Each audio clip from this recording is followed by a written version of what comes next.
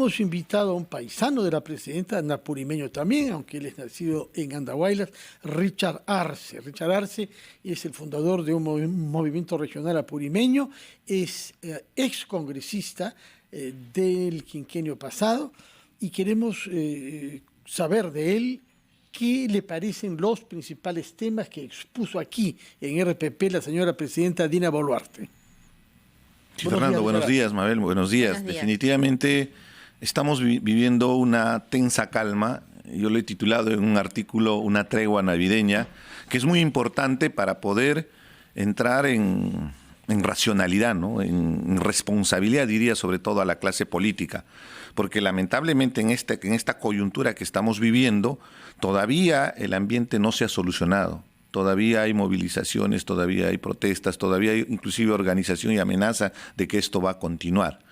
En ese escenario es importante que nuestras autoridades, en este caso la presidenta, pueda dirigirse al país de manera mucho más frecuente, porque algo que criticábamos a Pedro Castillo era su hermetismo, ¿no? Sí, su reticencia para poder dialogar con los medios de comunicación, porque en democracia un síntoma de que funciona la democracia es cuando hay medios de comunicación y sobre todo son incómodos. Eso garantiza justamente que se pueda entender que hay un equilibrio de poderes. Si tenemos una prensa parametrada, alineada, ahí hay que preocuparnos porque sería otra circunstancia. Entonces es interesante que salga para que pueda dirigirse al país y se pueda entender cuál es la lógica, cuáles son los proyectos, cuál es la visión que tienen para el desarrollo en este periodo de transición. Y ese creo que es el punto más importante, ¿no?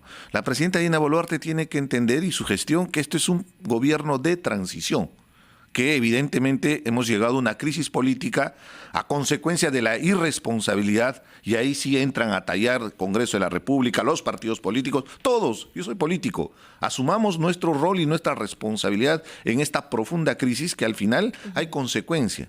Hay 25 muertos, sí, y ahí 6. Sería reduccionista solo responsabilizar a la policía o a las Fuerzas Armadas, porque hay todo un contexto que nos ha llevado a esta situación. Así es. Ahora, usted acaba de decir que hay una tensa calma, que es muy probable que después de fiestas estos grupos violentistas se reorganicen para nuevamente salir a las calles. Pero ¿bajo qué argumentos? Si ya sabemos que van a haber elecciones, ¿no? Que se han adelantado las elecciones. ¿Cuáles serían ahora los argumentos de estos grupos violentistas? Una precisión, Mabel. Si bien es cierto, ha habido infiltración de grupos violentistas y lo hemos visto cuando han pretendido atentar, inclusive atacando aeropuertos, destruyendo infraestructura pública privada, el grueso de la protesta es protesta legítima, de población que inclusive tiene una serie de demandas. Habría que hacer un análisis sectorial, porque lamentablemente también eso hay que ser muy objetivo. Desde la clase política, lo que hemos estado haciendo en estas 2 semanas, diría, de confrontación, después de la pretensión de Pedro Castillo de hacer un autogolpe, de él irrumpir en la democracia, es que ha habido un aprovechamiento de ambos sectores. La extrema derecha ha empezado a terruquear. Para ellos todos son terroristas, todos los que se manifiestan en las calles, e inclusive pedían que se les meta bala, porque querían imponer el Estado de Derecho. El Estado de Derecho no se impone con balas, se impone dialogando. Pero que no se froten las manos también mis compañeros y camaradas de izquierda, porque ellos también han puesto su cuota en esta conflictividad, exacerbando, incentivando a la violencia. Recuerda bien lo que ha estado manifestándose Betsy Chávez, el propio Bermejo y otros personajes en el Congreso de la República, que lamentablemente en un escenario de esta naturaleza es como echar leña al fuego. Entonces, lo que yo exhortaría es la responsabilidad. Entonces, en este escenario, lo principal es que la gente está pidiendo, creo que es el denominador común, el adelanto de elecciones. Ahora, de contrabando nos quieren poner otras agendas particulares y cada quien está jugando su partido, como quien dice, a río revuelto ganancia de pescadores, ¿no? Entonces, si hay adelanto de elecciones, la respuesta lo tiene el Congreso de la República. Y acá yo quiero denunciar abiertamente una sospecha que tengo con el Congreso de la República, porque objetivamente se ha aprobado la primera votación, con votación calificada, el adelanto de elecciones. Pero ojo, se necesita una siguiente votación, que normalmente se tiene que dar en una siguiente legislatura que empiece en marzo. Ellos han adelantado esta legislatura hasta el 31 de enero.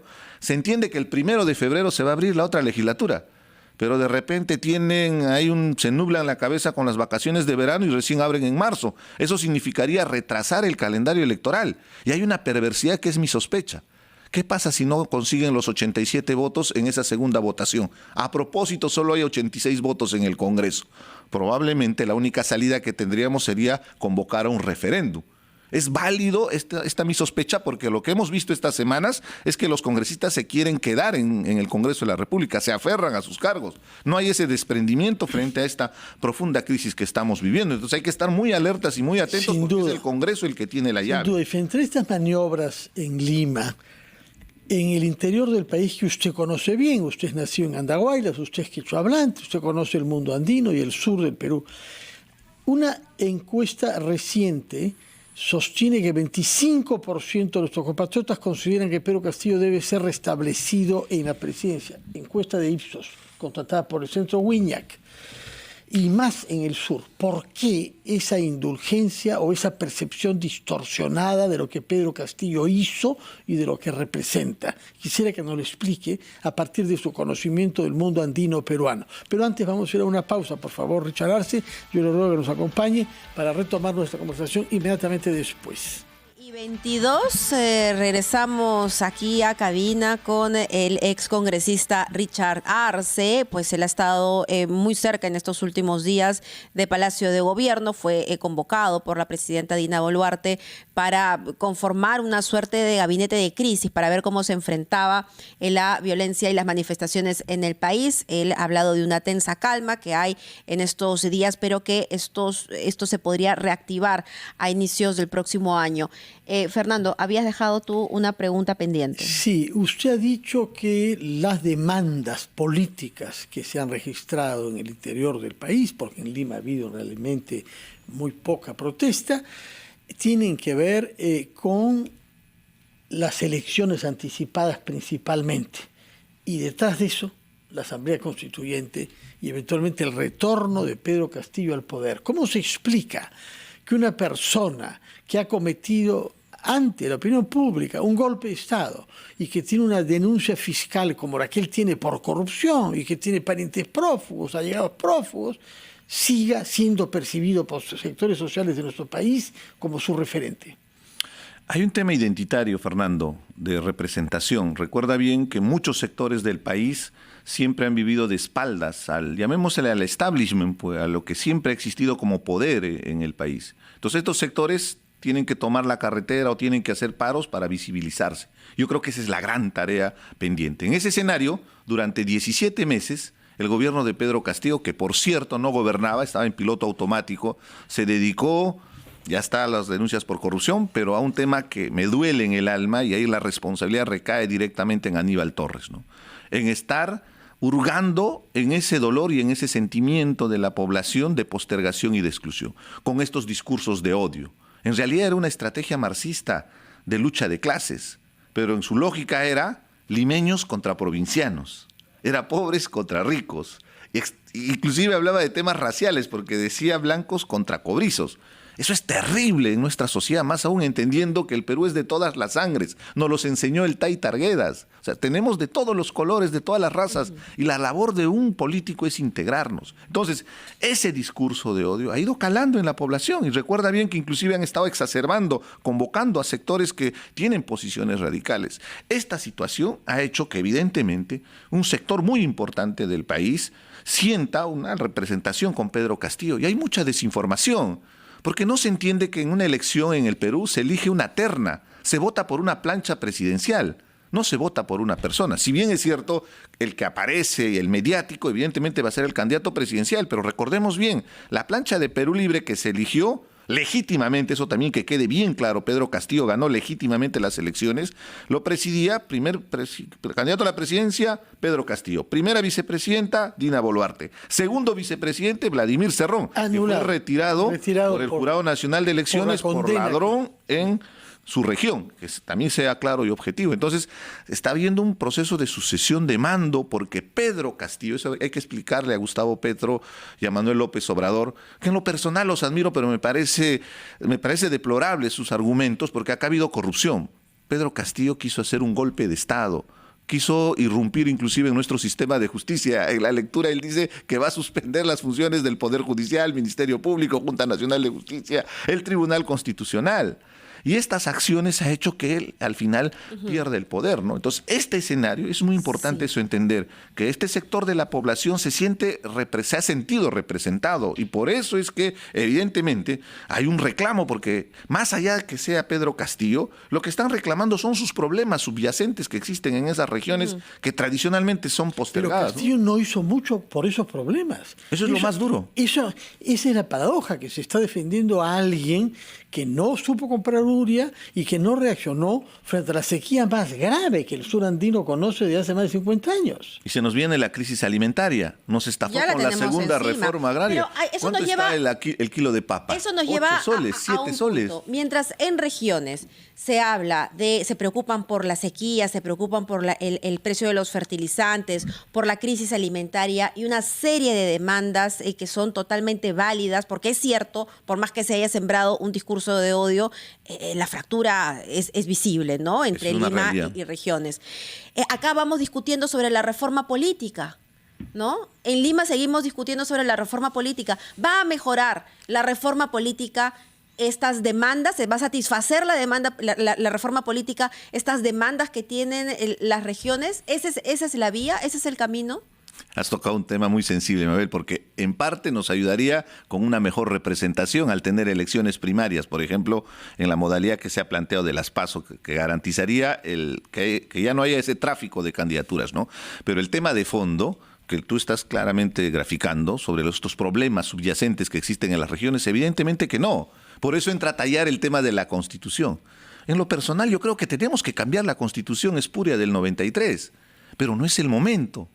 Justamente lo que se requiere es lograr un consenso nacional para cambiar la Constitución.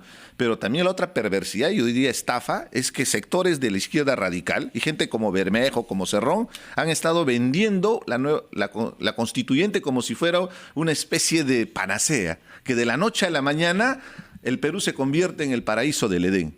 Y eso es realmente absurdo. Y eso es un aprovechamiento justamente de esas necesidades que la población está requiriendo y demandando. Permítanos, por favor, ir al terminal terrestre de Yerbateros en San Luis, Lima. Ahí está nuestra compañera Joana Quispe, que nos da información sobre la afluencia de peruanos que quieren viajar justamente a la zona central de nuestro país, y veremos cuál es la situación ahí. Joana, buenos días. Adelante, por favor. Gracias, directo e indirecto. Estamos en el terminal de Yerbateros en el distrito limeño de San Luis, a donde pasajeros continúan llegando para adquirir pasajes al interior del país. Ante el incremento en el precio de los pasajes, como es de esperarse en estos días festivos, a poco de celebrarse la Navidad, conversamos con algunos de los pasajeros, quienes nos señalan que efectivamente hay un incremento, pero que es relativamente moderado. Un día que no es festivo, los pasajes a destinos como Huancayo, Jauja y La Oroya están entre 20 y 25 soles. Hoy, al menos a esta hora, los boletos se venden a 40 soles. Asimismo, a Arequipa normalmente el costo del pasaje está 80 soles y hoy se ofrece a 130 soles. Escuchemos a algunos de los pasajeros. Estoy yendo para Huancayo, señorita. ¿Por motivo de la Navidad? No, promoción de mi hijo. Antes de estas fiestas se paga 20, 25, pero ahora está 40 soles. Sí, está bien, porque anteayer yo estuve llamando acá a la agencia, dijeron 70, 60, entonces estaba demasiado. Sí. Pero hoy está 40 soles. Sí, señorita. Hasta Jauja me cobró 40 soles, porque siempre pues lo normal es 25, 20. ¿Ustedes hacia dónde viajan? A Arequipa. ¿Por motivos de Navidad, fiestas? Sí. ¿Con tu hermano? ¿Cuánto te han cobrado el pasaje? A 130 soles, ayer saqué. ¿Es el precio que normalmente se paga? No, pagamos como 80 soles por. Sin embargo, compañeros, si bien a esta hora se mantienen esos precios, los propios pasajeros nos alertan que los costos suelen elevarse incluso 4 veces más, sobre todo por las noches cuando hay una mayor demanda. Directo en directo, RPP Noticias. Muy bien, muchas gracias, Joana, por estas informaciones sobre la afluencia de personas que quieren viajar a la zona central de nuestro país durante las fiestas y que acuden para eso al terminal terrestre de Yerbateros en San Luis. Richard Arce, el tiempo corre y queremos tener una palabra final sobre lo que prevé usted como evolución del conflicto que fue producido después del golpe de Estado fallido de Pedro Castillo. La responsabilidad como político es exhortar a la paz social, más allá de las diferencias. Es momento de una fecha muy importante, soy cristiano, creo en la Navidad, pero también voy a apelar a un tema identitario, que justamente es nuestra cosmovisión andina, donde entendemos que la familia es mucho más grande, que es el ayu, que es el espacio donde nos desarrollamos. Yo creo que ese gran ayu se llama Perú, y tenemos que construir esa nación. Entonces, en esas diferencias las podemos solucionar con el diálogo, las podemos solucionar expresando con posición firme, valiente, con fuerza, pero jamás con la violencia. Entonces, mi exhortación a la población, mi exhortación sobre todo a los políticos, a los medios de comunicación, a poner paños fríos. No estemos exacerbando esta situación de violencia. Podemos llegar a un acuerdo para el adelanto de elecciones. Creo que esa es la gran conquista que se ha logrado, porque ya en el Congreso, en el Ejecutivo, están claro que se tienen que ir y que tiene que haber convocatoria a nuevas elecciones, pero la responsabilidad frente al país ante estas necesidades de querer seguir encaminando y empujando, en palabras sencillas, hay que empujar todos este coche llamado Perú para que el día de mañana podamos lograr la paz social. Creo que ese es el mensaje más importante, y en las diferencias creo que está la riqueza. Un país multicultural como el Perú, pluricultural, con muchas lenguas, es muy importante que nos podamos unir para construir esa nación. Creo que es la tarea pendiente. Richard Arce, muchas gracias por su presencia acá, por sus saludos de Navidad, que le hacemos extensivos también nosotros, y sobre todo por contribuir a comprender la crisis política y social que se generó, repito, después del golpe de Estado fallido de Pedro Castillo. Muchas gracias por su presencia. Gracias. Feliz Navidad. Muy feliz Navidad para ustedes. Gracias. Hacemos una A todo el pausa país. y retomamos ampliación de noticias.